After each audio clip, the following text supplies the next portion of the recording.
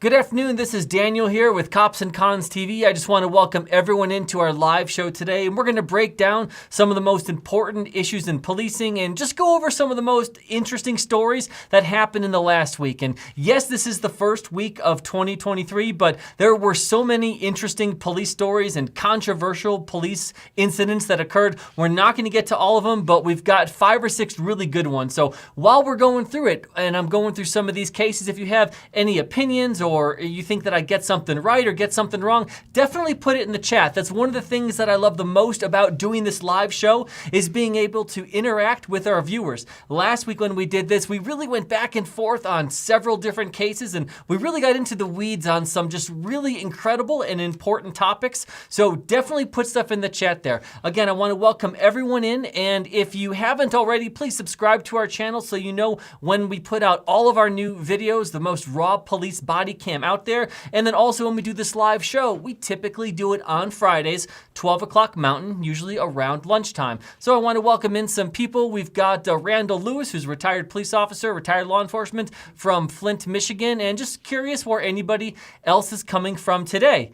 And yeah, so to a little context, as everyone knows, January 6th happened after, probably about 6 to 9 months of rioting on the streets from Black Lives Matter and Antifa for months and months and months. And then there was a riot on January 6th. So we had, had riots from the left, and we had protests. It is legal, and it is also important to do. However, rioting is illegal. If you riot, if you set buildings on fire, anything like that, if you destroy public property, whether it's in the Capitol or whether it's at a federal courthouse in Portland, no matter what that is, that should be a crime, and you should absolutely be punished. What is inside someone's brain, so the bad ideas that someone has fueled by Antifa or fueled by QAnon, it doesn't really matter. That isn't that interesting. The important part is to be consistent, and that we should want everyone to have the same outcome, the same legal outcome, no matter what side of the aisle that they are on. Let's see. I think therefore I am. Nice try, FBI. Yeah, where is Ray Epps? Absolutely. January 6th was a setup, no riot. Well, okay, so people think that January 6th, we kind of have a couple different levels here. And just so you know, Cops and Con TV does have footage from the Capitol riots. We definitely on our channel if you want to go ahead and check that out. But it's we have a couple different levels here when it comes to January 6th. So some people say that it was a setup. Then other people say it was kind of in the middle, say it was a riot, and then some people say that it was an insurrection. So, it's interesting to see kind of what people think on those different levels. And we just went ahead and put in the chat some of the footage that we have from January 6th. All right, so when it comes to police stories, the first case that we're going to get to happened in Brackenridge, Pennsylvania on January 2nd, 2023. And I'll be honest, when I first heard about this story, that it was in Brackenridge is the town in Colorado that me and my wife go to all the time. It's a nice little ski town. And when I heard that there was an officer involved shooting and a police chief was killed, I was pretty surprised, because Brackenridge, Colorado, I mean, if they have a moose walking around downtown, that's about the most action police officers are going to get. However, looking into it a little more, it's actually Brackenridge, Pennsylvania. And what happened, this was on January 2nd of 2023, just not a good way to start the new year. So what happened was, there's a 28-year-old named Aaron Lamont Swan Jr. He's an individual, and he was wanted on a probation violation. So essentially what a probation violation is, it's equivalent to a felony warrant. So it's someone who had been convicted of a felony, and then instead of being in custody in jail, the judge, the court system, the DA has let them basically live their life free under certain conditions. Parole would be the most conditions, and then probation would be the second most conditions. Typical things that people have to do while they're on probation is they can't drink alcohol, they can't do any illegal drugs, they have to have a job, they can't associate with known criminals, they have an electronic monitor where they have to be in at their home at a certain time. There's many different, obviously they can't pick up any new charges. So there's different things that people can't do, restrictions when they're on probation. If they violate that, then what happens is the court issues a warrant. And that warrant for the probation violation, again, it's equivalent to a felony warrant. So it's seen by police officers as a pretty serious thing. So what happened in this case is this individual, police officers were trying to get him.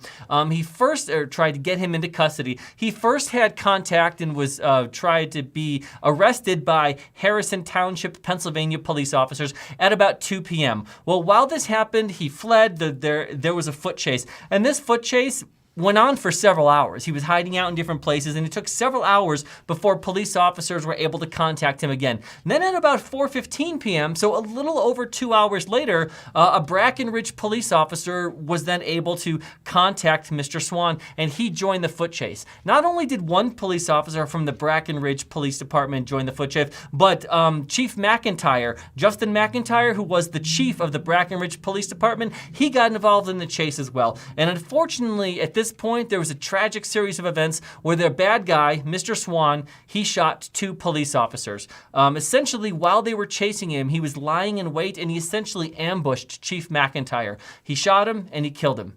Also, he shot one other police officer from the Tarentum, Pennsylvania Police Department, Officer Sharon Ghost. During this incident, he was also shot in the leg. However, he will survive.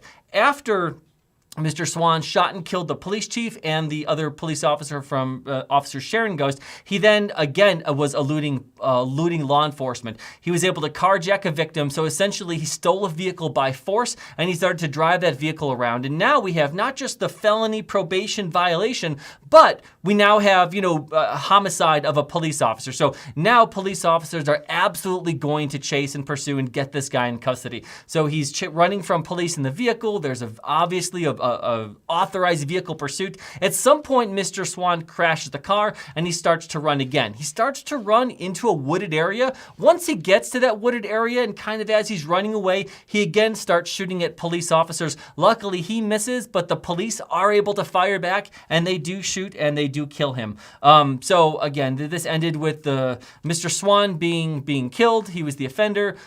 Chief McIntyre was also killed, and then Officer Sharon Ghost, he is injured, but he will recover. And just one other thing that I want to say about this is, it's even in small towns and smaller places, it's extremely rare for a chief of police to be involved in active police work, trying to get bad guys into custody, taking felons to jail, being a part of an actual active chase. Usually, police chiefs either are in their office because they just want to be an executive and they're in their office, or they just legitimately have so much business of running a police department and community meetings that they physically just don't have the time or the ability to go out in the field. So the fact that Chief McIntyre was out there with the troops working for him, actively trying to take a bad guy into custody, that shows what good of a chief and what good of a leader he was.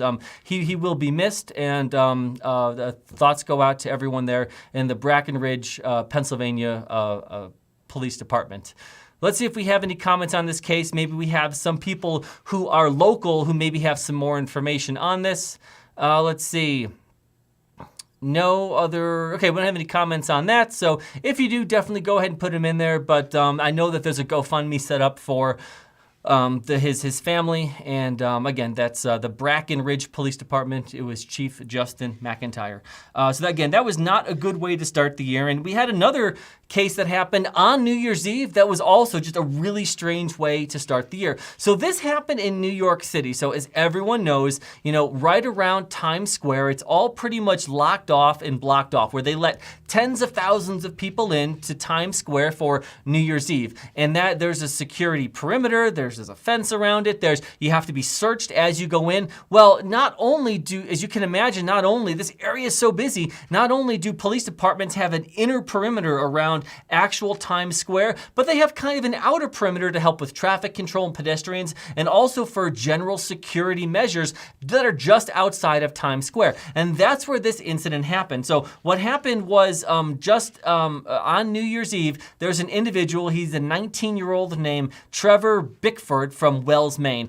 And unprovoked, he didn't have any contact with police officers prior to this. He had a machete, and he essentially ran up behind 3 police officers and started hitting them and stabbing them with the machete. He was able to stab all 3 police officers. Now, I'm just going to put it out there. All 3 police officers were injured, but they're going to survive. So that's a good thing there. One of the police officers during this completely unprovoked, just crazy machete attack was able to fire off a round and did hit Mr. Bickford in his shoulder. He is not deceased. He did survive. He's going to have serious injuries. However, once he recovers from those injuries and he's out of the hospital, he's going to be facing some serious attempted murder charges in New York City, and hopefully he'll be spending the next several decades in prison. Now, this wasn't necessarily a random thing from Mr. Bickford. So again, he's only 19 years old, and some little more information about him is that his family members actually contacted the feds in the last couple months because he had been radicalized by the Islamic extremists. So he was really into this Islamic extremist ideology, and his family was so concerned that they did contact the feds. So, I mean, we don't have thought crime here in the United States, so just having bad ideas, that isn't something that you can be arrested for unless you take active steps, in furtherance of those ideas. But he was on the radar, at least someone in the federal government who had these ideas. Also, before he did this, it almost seems like it was a suicide by cop mission, because he did write essentially what was a suicide note. And in this note, he wrote out what he was going to do, that he was going to attack police officers. And also, it seems like he expected to be shot and killed by police, which, if you're going to go around stabbing police officers, that's a reasonable expectation from that behavior, right? It's like if you steal a taser from a cop, expect them to use lethal force against you. I mean, if you take a machete and you start stabbing police officers, you would expect them to respond with lethal force. That's reasonable. So in this letter that he wrote prior to doing this attack, he spelled out kind of like a will, where all of the things that he wanted to go to his inheritance, he put in there who should get what. So this seems like it was a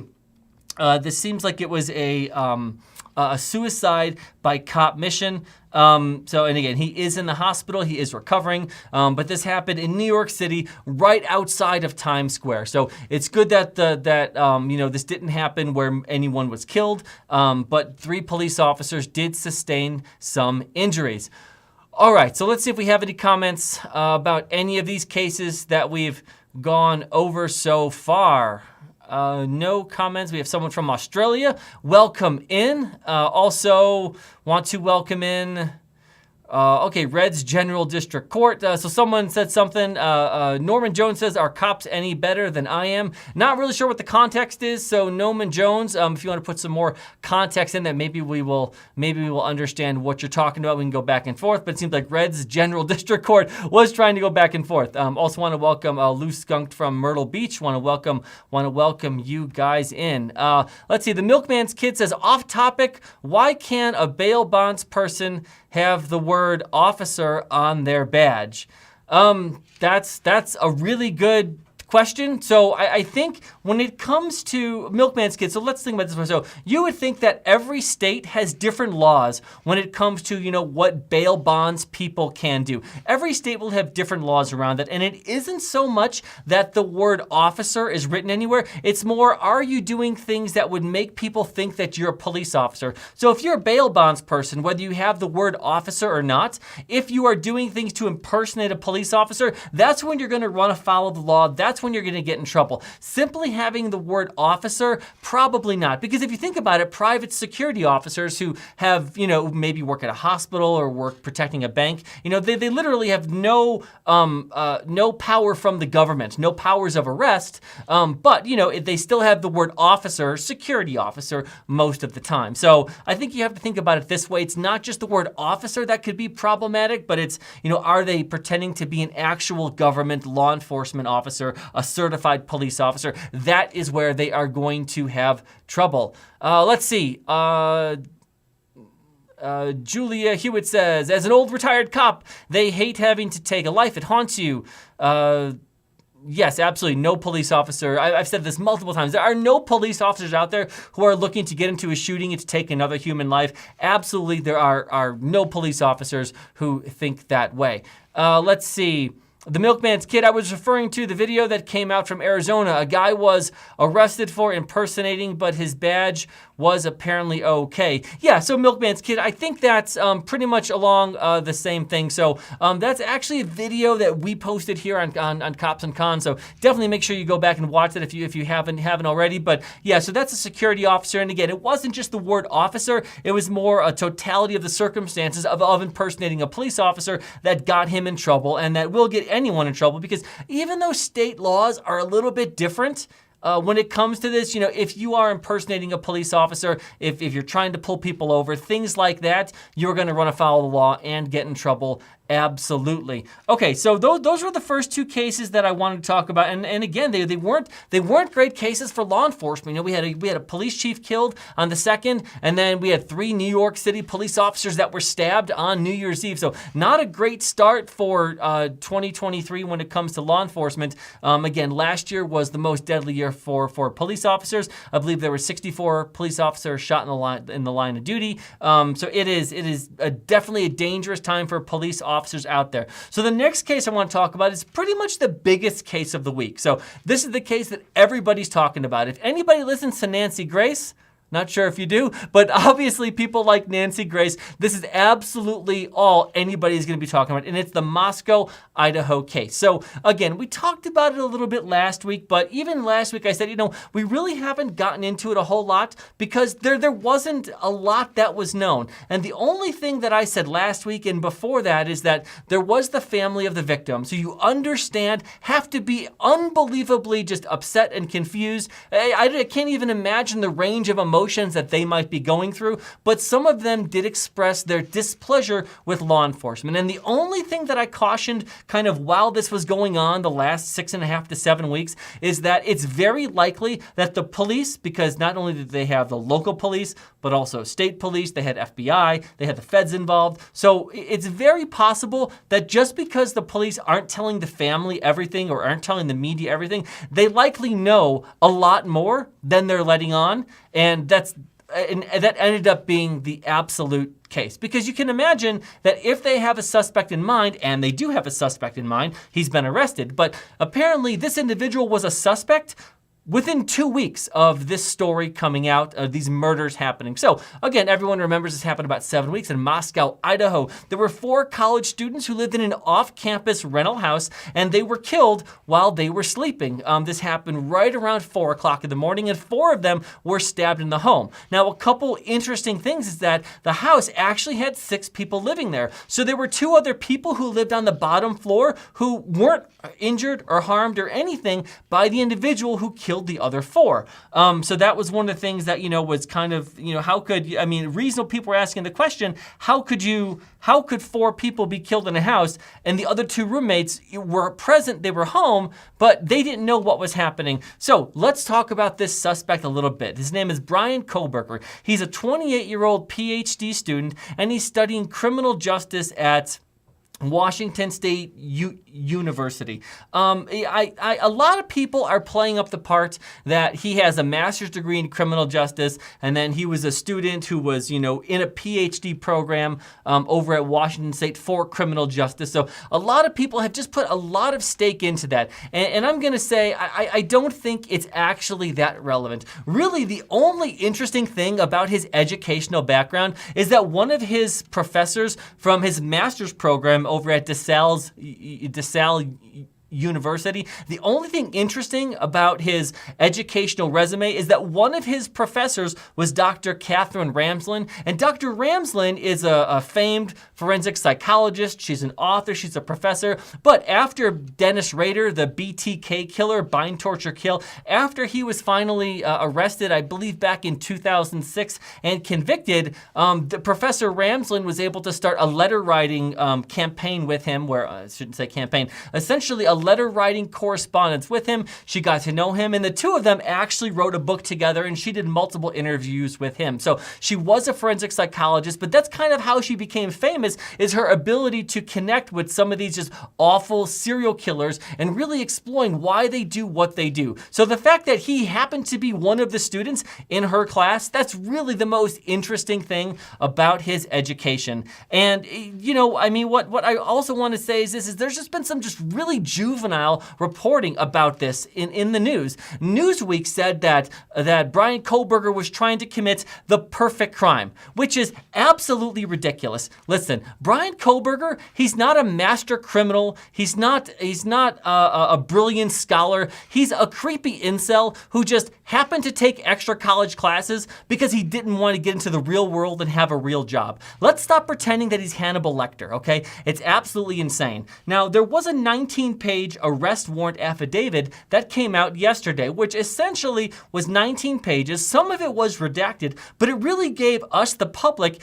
a real key into what was part of the law enforcement investigation. So, how did they catch this guy? And they caught him, 2,300 miles away, I believe in Pennsylvania, over at his parents' house or somewhere on the East Coast. But over 2,000 miles away, he was arrested. How did they find out he was the suspect? How did they catch on to him so quickly? That's what's interesting about this. And I read the 19-page report, and you can read different accounts where they're going to go through there. But there were a couple things that were interesting to me. So what was strange is that before he went home, his father flew out from the East Coast all the way to Washington State, and then drove, that white Hyundai Elantra, drove with Bryan Kohberger the over 2,000 miles back home. Now, I don't know about you, but when I was 28 years old, my dad wasn't flying out to me and driving with me 2,000 miles. Now, I live about 1,300 miles away from my hometown, so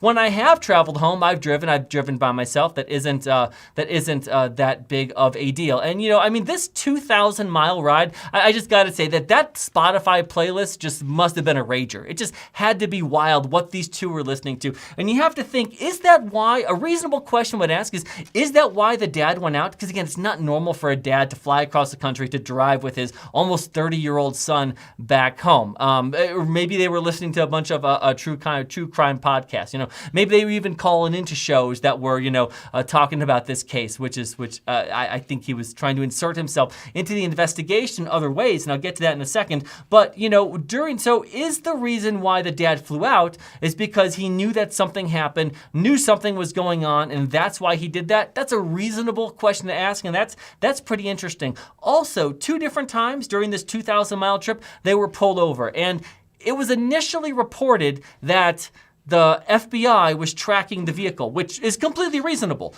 Because he was already a suspect in this case, the police were gathering additional evidence. The idea that the feds or undercovers or someone was watching their movements as they drove across the country, that's a very reasonable thing that 100% likely happened. But they were pulled over twice by local police officers. And the initial reporting is that the FBI told local police to go ahead and do a traffic stop because they wanted police to see what Bryan Kohberger looked like, or they wanted to see if he had cuts on his hands. So as soon as I saw this reported, I thought, this is bullshit. I thought, this is absolutely nuts. This doesn't make any sense. Here's why. First of all, if you're trying to track someone across the country and you have undercovers there, the last thing that you're going to do is to draw any kind of attention to yourself. Listen, if you're tracking Bryan Kohberger on a 2,000-mile drive, and the thing to do, if you don't want to draw attention to yourself, if you don't want to have him have any idea that he's a suspect,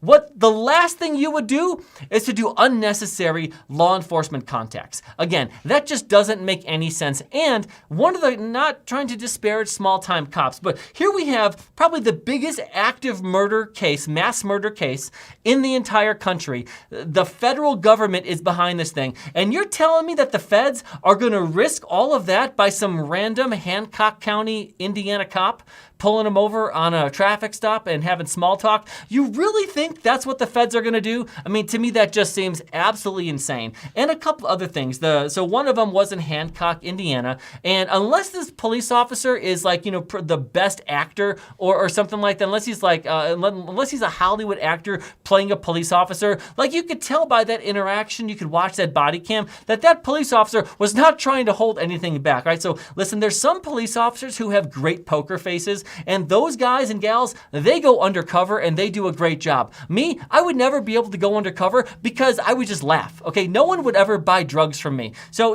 being in a position where you have to like lie about stuff, especially at a traffic stop, that isn't that reasonable to think they're gonna do. Also, if you look at how that Hancock, Indiana cop, he didn't go to the driver's side. So if you're at the driver's side, Brian Koberger was the one driving the car. If you go to the actual driver's side, you're probably gonna have a better view of Mr. Koberger, but he didn't do that. He went to the passenger side, which is a common thing that police officers do during traffic stops because it's a lot of times safer to be on the passenger side, especially if you stop on a highway. So again, to me, that seems ridiculous. Even on the Reasonable Doubt podcast with Adam Carolla and famed attorney Mark Garagos, they listen to all the time. Even earlier this week, Mark Garagos was talking about how the FBI had local police do a pre-textual stop, and that traffic stop might not have been legal if they were just trying to get other information. And I'm listening to this podcast, I'm thinking, Mark, you know better. There's no way this is what the feds will do. Well, since then it came out that the federal government has denied asking local law enforcement to do it.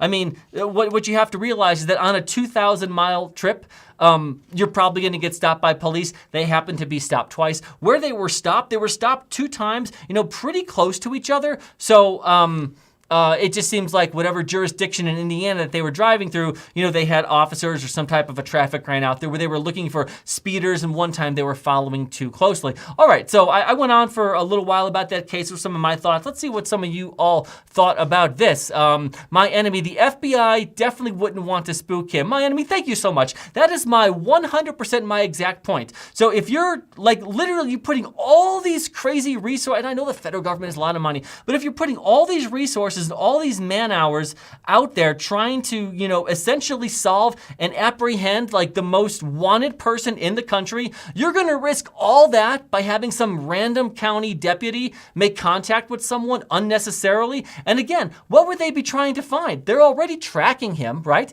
They already know where he is. Like, what information would they be trying to find? They want to see what his hands look like? Listen, the technology that police have, at some point, they're gonna stop at a gas station. They're gonna stop for food. As soon as Mr. Koberger gets out of the vehicle, that's when they can use their different cameras and lenses and binoculars to see at that point what his hands look like, if there's any scratches or marks on the hands. The last thing you would do is have purpose contact with a law enforcement officer who is not trained in undercover tactics. Again, that makes absolutely no sense. That makes absolutely no sense for them to be able to do.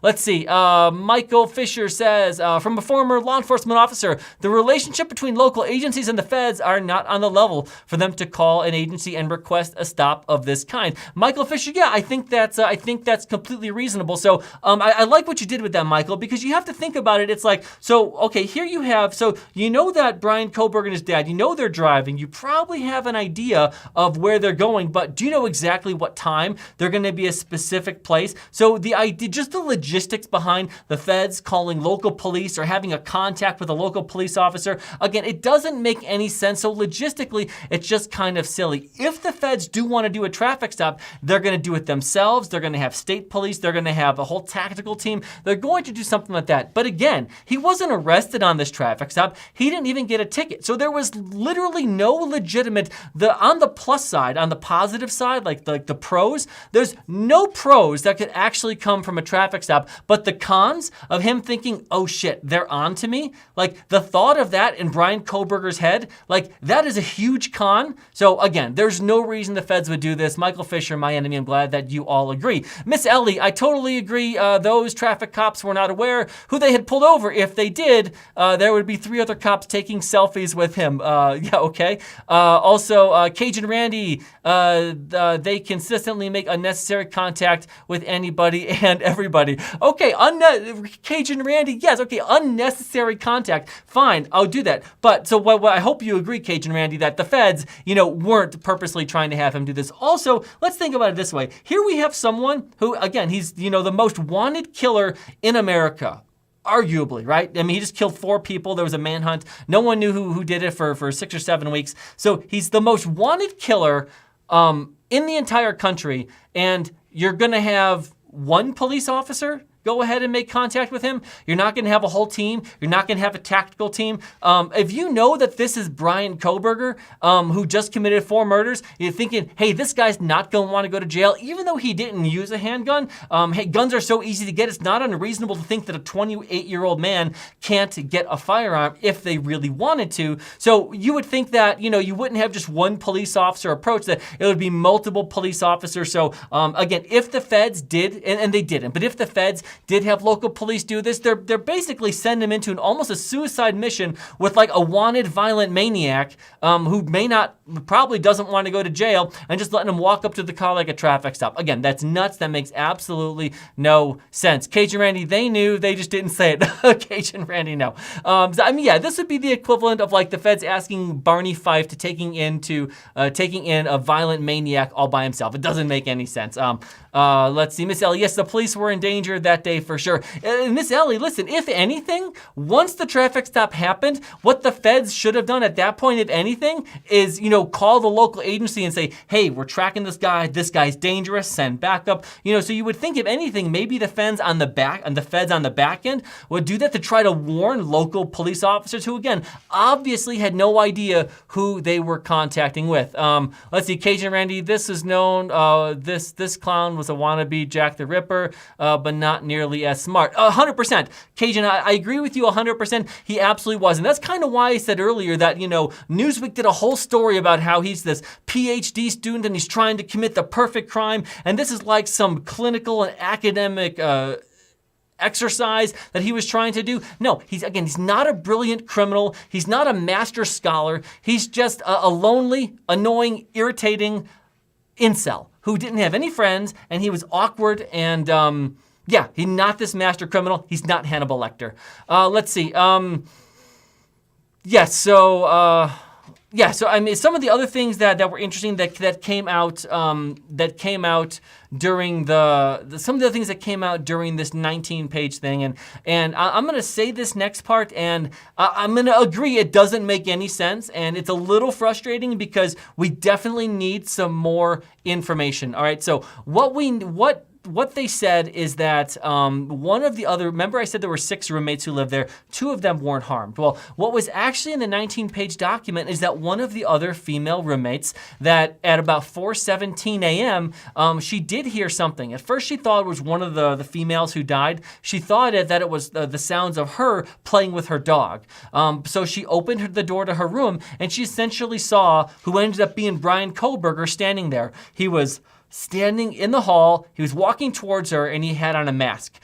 She described him as being a male, being thin but not muscular, athletic build but not muscular, and she actually saw him inside the house. So he didn't hurt her, he just left. So, I mean, that doesn't make any sense. Well, again, here's what doesn't make sense. After that, so here she hears some kind of commotion. She thinks maybe it's her roommate playing with the dog. She goes out and she looks, and there's some guy she doesn't know leaving her house at 4-something in the morning who's creepy, and he's wearing a mask. Okay, so at that point, what a reasonable person might do is one of 2 things. Either you call police and you say, hey, there was a commotion in the house and some guy with a mask just left. I'm locking myself in my room, but holy shit, we need help.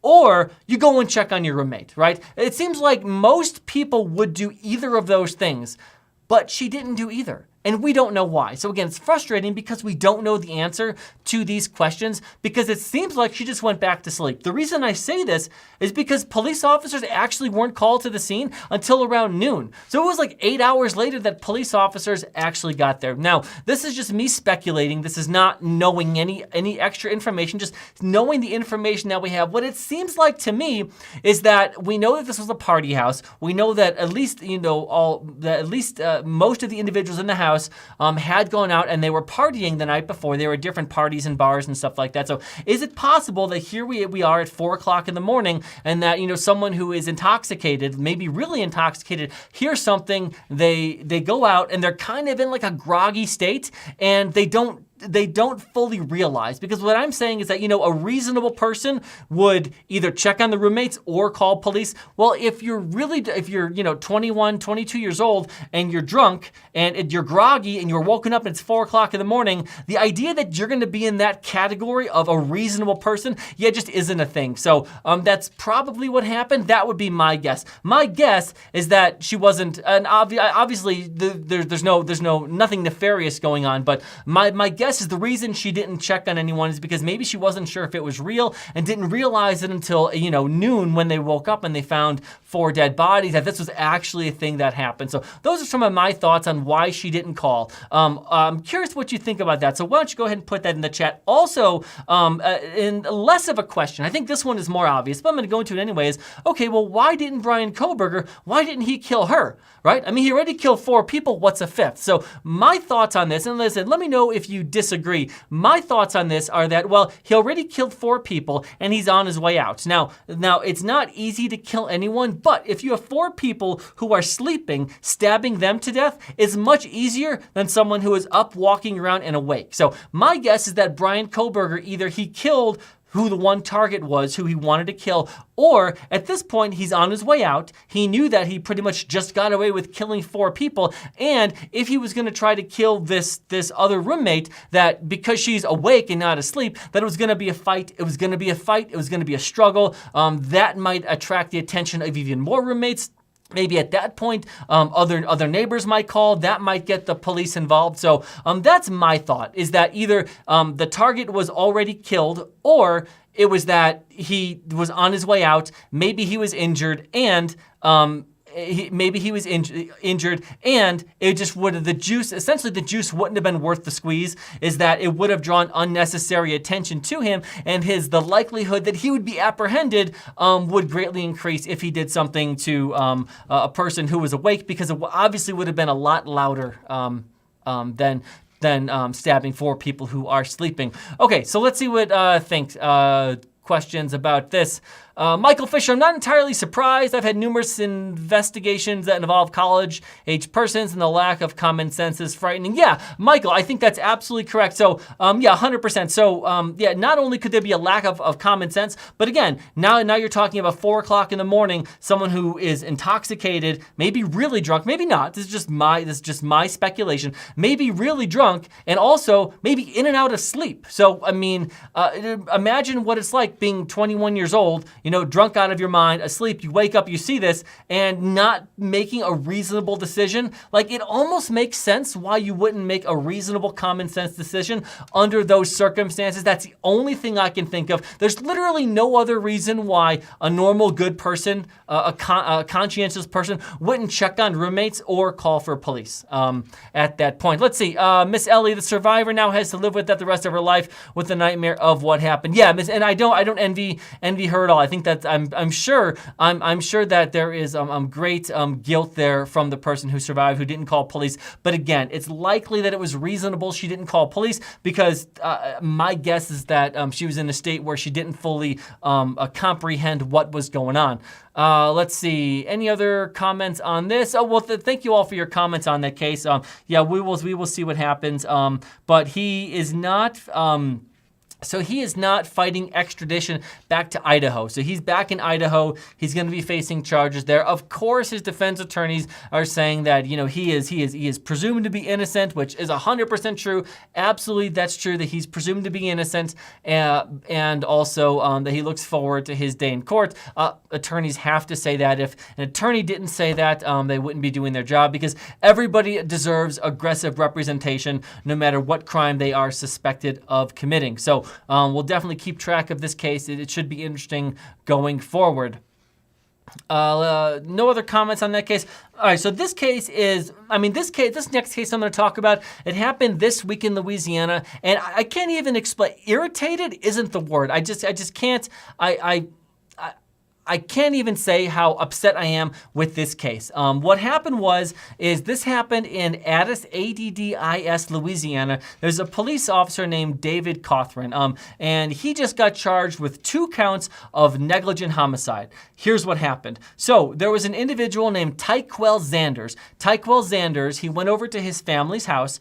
He broke into the house. He stole keys to the car, and he stole a car. So essentially, he stole a family member's car. Now, those of us who've been police officers, you know that stealing a car is a felony, right? Like, that's technically a felony offense. I think you also know that there is a huge difference between people who break into and steal random cars as someone who takes the keys from a family member. So when you take the keys from a family member, yes, it's technically a stolen vehicle. They can go ahead and press charges. But if you get the vehicle back, most of the time, family members don't even want to prosecute whoever took it. And really, a lot of times it's more like embezzlement. Like, they had the vehicle, they were supposed to return it by 6, but they didn't. And, well, they live with me and the keys are here. I don't lock up the keys. And sometimes they take the car to go to the grocery store. So not saying that's exactly what happened here, but again, I hope we can all acknowledge that a stolen car, yes, it is a felony, it's a serious crime, but it's a property crime, and also the circumstances matter. If you steal a car from a family member, most of the time when you recover the car, the family is not going to want to press charges. So yes, so keep that in mind. So as a police officer,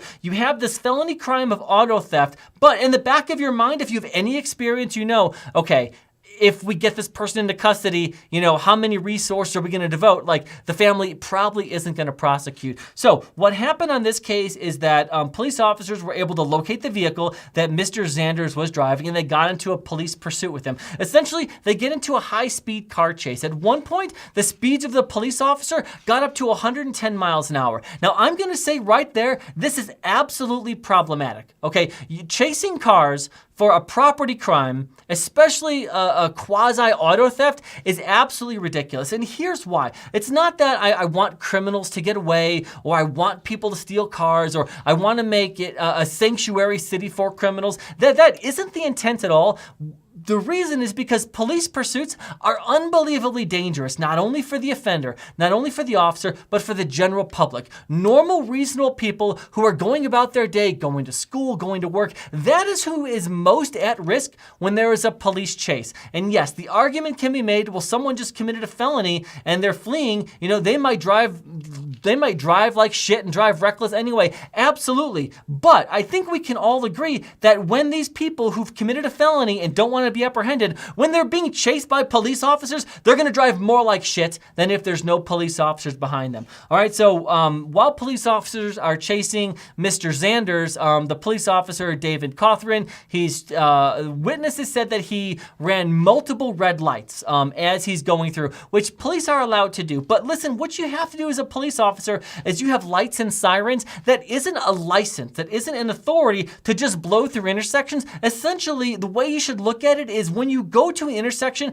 and you have your lights and sirens on, you're essentially asking permission from everyone else. It's still the responsibility of the police officer to get to the intersection and make sure it's clear. Once it's clear, absolutely, then you can go through that intersection with lights and sirens, if it's within department policy. But the idea that you can just turn on your lights and sirens and drive like a bat out of hell through intersections is absolutely nuts. There is no law, no policy, or common sense that would allow a police officer to do that. So what happened in this case is witnesses said that the police officer blew multiple red lights, not came up to the intersection, cleared it, and then went through, but blew multiple red lights. Well, he got to one red light, and at this point, he was doing 86 miles an hour, and he T-boned someone.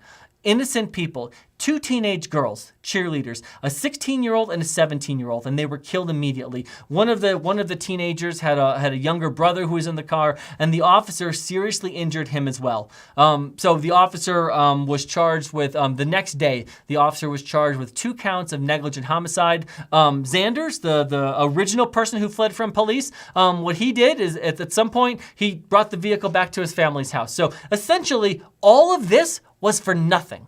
Bad guy brought the car back to his family's house anyway. So a lot of conversation about, well, is it the police officer's fault? Is it the bad guy's fault? I've got the answer to that. It's both. It's both of their faults. One, if you run from a police officer and if there's a crash later on, yeah, you're going to be hit with some kind of a felony charge, and he was. So he was charged with 2 counts, the Xander, the individual who ran from police, he was charged with 2 counts of manslaughter. And if the teenage boy, hopefully he doesn't pass away, but if he passes away, it'll be a 3rd count of manslaughter, plus he's facing vehicle theft charges, home invasion charges, aggravated fleeing of a law enforcement officer. So he's got a shit ton of charges, but the police officer himself, he is also charged with 2 counts of negligent homicide at this point. And, I put this, I did a story about this that I put on my TikTok and YouTube earlier this week, talking about this case. And, there were actually a lot of people who were in support of the officer, who said, the officer,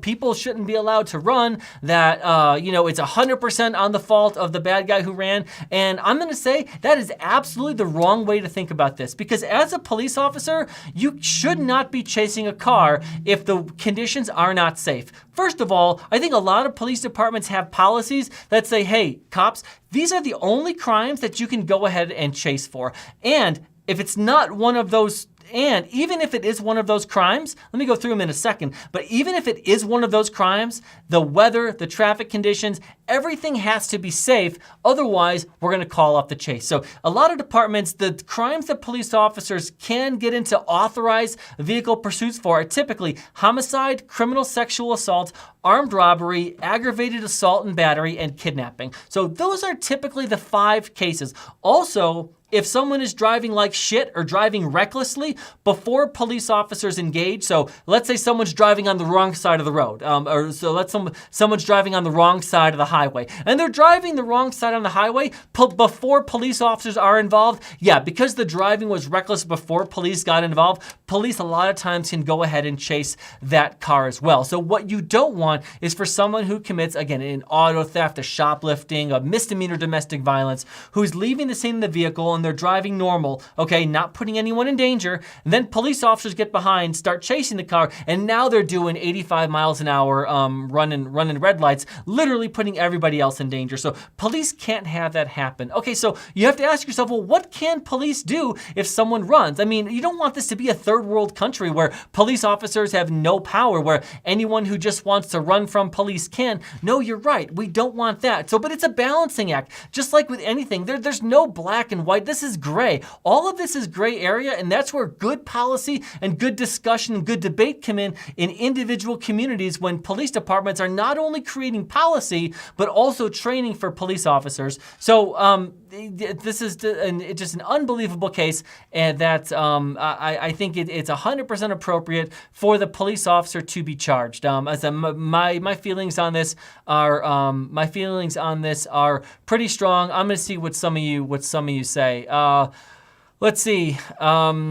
In my Missy Ellie, in my state, our police union banned police chases due to the danger to police and civilians. Those road spikes they make police throw down have killed so many people that police must stop that. See, Randall Lewis, our department had a very strict chase policy. Randall Lewis said even then the chase had to be approved by a sergeant or above. Randall Lewis, I'm curious, what do you think about that? To me, that's good. Again, to me, it's good that the police department has policies like that. A strict chase policy. You can only chase for these specific violent crimes, and then only if it's safe to do so. And then obviously, as soon as you start chasing a car, you have to let dispatch know. So supervisor has to ultimately make the call whether or not the case is going.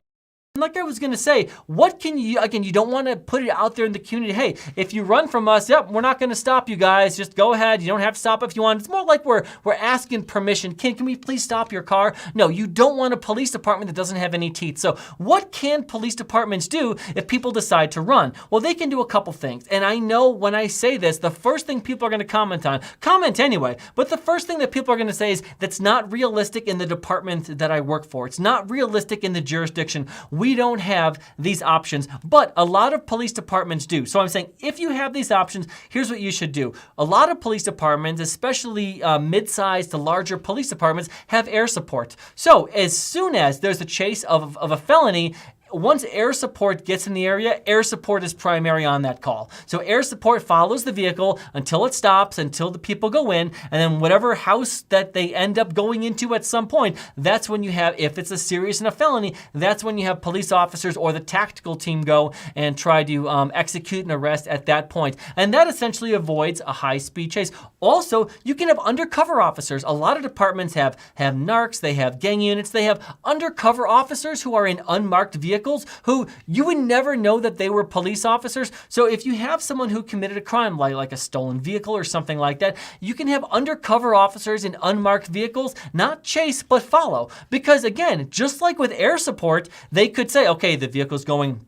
northbound on 2nd Street. We're going right on Coors, and they can essentially say where the vehicle is going at any time. And because they're unmarked vehicles, there is just no indication. There is no indication that the offender would know that police are behind them, because that's typically when people start to drive dangerous and put the rest of the community in danger when they're running from police. So again, I know it's not realistic for every police department, but look at it this way. So the agency that I was a part of, is a town of about 500,000 people, about 1,000 cops. So not a huge police department. I think we were like the 26th or 27th biggest police department in the country, somewhere around there. And we had air support. One of our neighboring agencies had air support, and there were 5, 6, 7 other communities around us that if they needed our air support, that our air support would go and help. So yes, a smaller town might not have it, but it's very reasonable that state police or a larger department might be able to help out, especially if it's a serious felony. I'm curious what other people might think about police chases. And again, Randall Lewis, thank you for putting that in there. Motor Jock 744, you are correct. Every officer has the responsibility to use due caution. My former department had a strict pursuit policy. Pretty much if deadly force could be used, we could pursue. Motor Jock 744, I agree with you 100%. And there is one of the first things that I learned from one of my field training officers is that if we're in a pursuit, if we get into a pursuit, like there's nothing wrong with you getting on the air and saying, hey, this is unsafe, and calling it out yourself. He said, no one's going to go into briefing tomorrow and give you shit about it because you called off a pursuit, because you felt that it wasn't safe. He's like, you know what? No one cares. Maybe that was how it was with Andy Sipowicz on NYPD Blue in the 90s if you called out a chase, but even back in the early 2000s, that wasn't the mentality. I've never heard anyone be criticized for being too safe and for trying to avoid police collisions. I worked in a kind of a motor type unit where all we did is do traffic stops all day. And when all you do is traffic stops all day, people run from you every single night. So people ran from me every single night. Yes, it's irritating. It's incredibly frustrating. But when someone starts to run, they start to run red lights. It just isn't worth it. Let's see. Let's see if we have any other questions here. Randall Lewis says, okay, good. I'm glad you like that pursuit policy. I worked in the city of the Flint, Michigan area. Okay, I think that's a high crime area, so you probably had people run all the time, Mr. Lewis. Let's see. Missy Ellie says, we see cops chase people to death every day on the media, in movies. They call them.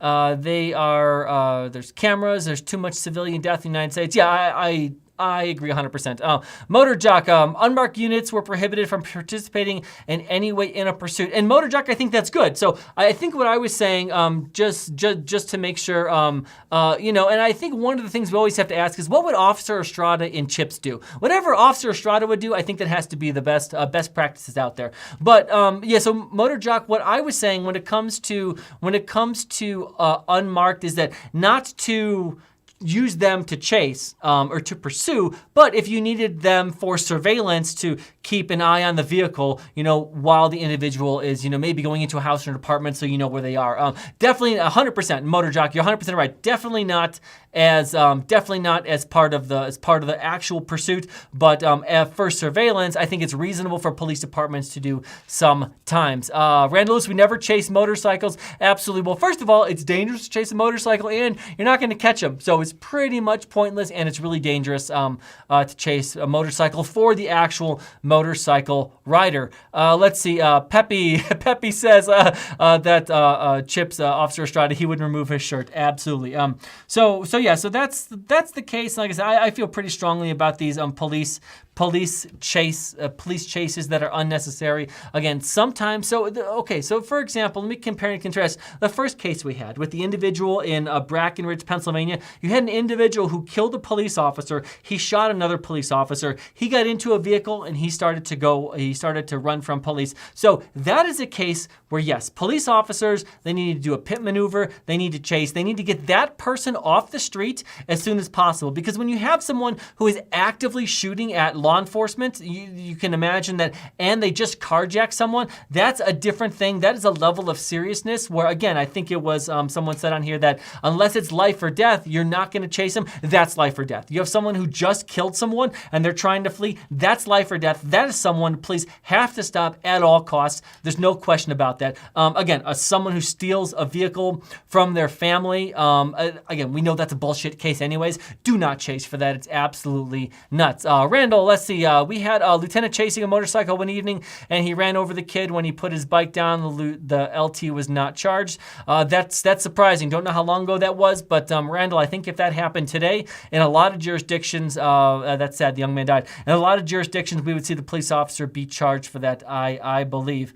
Let's see. Andy Guam says that Cops and Cons cover SB 960. Okay, so let's see. SB 960. Let's see. So this is SB 960. Let me read it real quick. Public employment, it says, this law maintains that police officers, including trainees, be legally authorized to work in the United States while abiding with federal laws and regulations. SB 960 will, however, remove the requirement that police officers be citizens or permanent residents of the United States. That's interesting. I hadn't heard about that yet. And yeah, so I'm going to look into that. So Andy, thank you so much. I'm not all that familiar with that besides what I just read there. So I'm going to look into that this week, and I'll definitely get to it next week. I'm going to do a little bit of research. I'm going to see what exactly it is. What are some of the consequences? If it's a federal law, what are some of the states doing on their side to deal with this?